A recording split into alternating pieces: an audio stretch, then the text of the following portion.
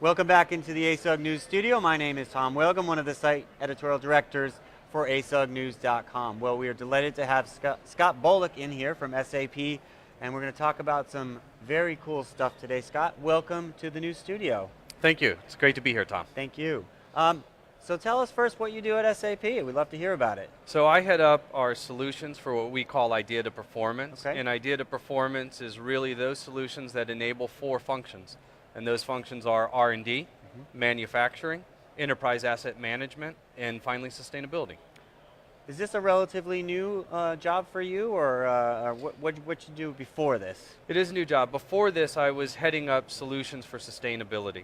And I think one of the things that we saw with sustainability in particular is that sustainability is a line of business, but if you look at where people really are trying to take a look at improving sustainability, it's within each one of the functions. Right. And it's the same if you look at R&D, with the time to market becoming more important, with compliance not only in design, but as well as the manufacturing becoming more important. You started to see R&D needing to work much more closer with manufacturing. And across all 4 of those lines of business, we saw this trend. And so what we've done is we put the 4 groups together so we can really start to innovate more rapidly and have even tighter integration across our solution set.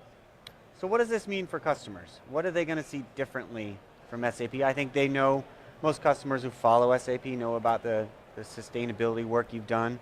How is this different than what really you did before? What customers see? Yeah, I think what you're going to see more and more is driving at the business value associated with a select set of buyers, a select set of users. First of all, for research and development, when you look at engineering, we'll now start talking about sustainable innovation.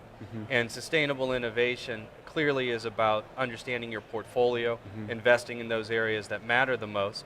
It's about getting innovations into the market as rapidly as possible, but it's also about embedding product compliance from a sustainability perspective, whether that's from a government, whether it's from an industry board, or whether it's from customers demanding more and more sustainability.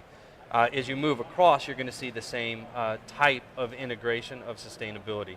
You'll also see R&D integrating more closely with manufacturing. And in each one of these areas, whether you say sustainable innovation, responsive manufacturing, or operational excellence, what you'll see is you'll see more and more innovations enabling customers to become smarter with real-time analytics around HANA, enabling customers to become faster by taking that insight and actually acting upon that insight, and having a much simpler user experience by embedding 3D visualization on mobile across all of our solutions. That's really cool. I mean, that gets at what we've been hearing the past 2 days, talking about that simplification, that better UI. That seems like it's baking to everything you do. Yeah, absolutely. But if you look at 3D visualization, you need the 3D visualization in R&D. But that same visualization in R&D for design should be leveraged by manufacturing with routing instructions and assembly instructions. And it should be leveraged in aftermarket service whenever you're taking a look at what you're doing in terms of repairs and maintenance. So we see that is consistent across the board. And then I think the other thing is with the actual applications on HANA, you're going to see HANA not only providing analytics, but also tying into taking action. And here I know at Sapphire, people have really been excited about what we're doing around MRP and what we're doing not only in the analytics, but enabling people then to have recommended actions, for example, that will enable them to take an order that's uncovered and actually get that order covered so you can get it released to the customer on time. That's great. I mean, that's a huge benefit. So all this sounds like, going beyond, much beyond just being green. I mean, that was the push, a while ago. This is a whole new level. Philosophically, what was the reason why SAP, you guys decided to really relook at this? Was it customer demand or? Yeah, absolutely. And I think one of the great examples is energy and greenhouse gas. If you look at where people were on energy and greenhouse gas 5 years ago, what people really were doing was they were trying to get their first calculation of greenhouse gas. And it was in Excel. And we were able to give them simple applications that gave them confidence to convert into a system that had auditing, that had tracking. But what people really want to do now isn't report. What they want to be able to do on the sustainability is they want to be able to improve their performance. And you can't improve your performance merely by reporting. You have to integrate into processes.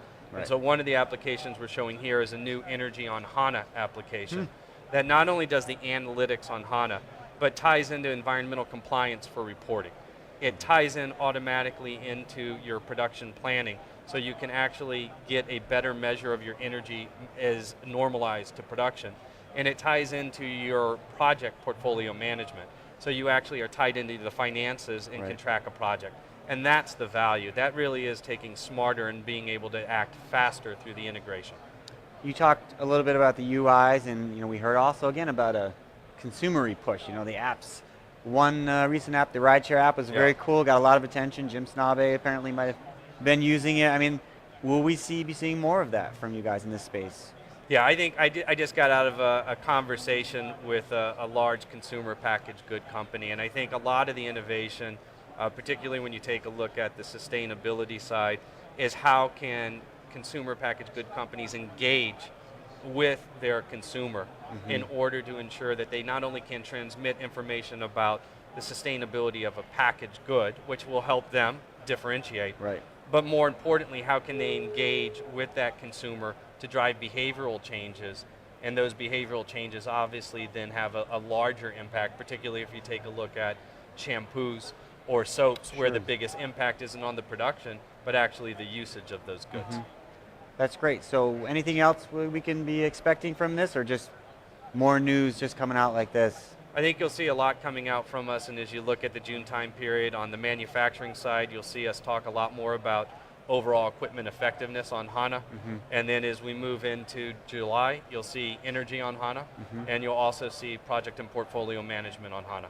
And all of those will, like I said, it's a view of how are you smarter, but then how is it actually integrated in the systems, which enables you to be faster, and then simpler, which is the consumption in terms of 3D visualization on mobile. Well, great. Sounds like a lot of exciting things happening here. Thank you so much for stopping by, Scott. Thank you very much for the time, Tom. Check out asugnews.com for more videos with SAP executives, newsmakers, and ASUG members. Thank you very much for watching.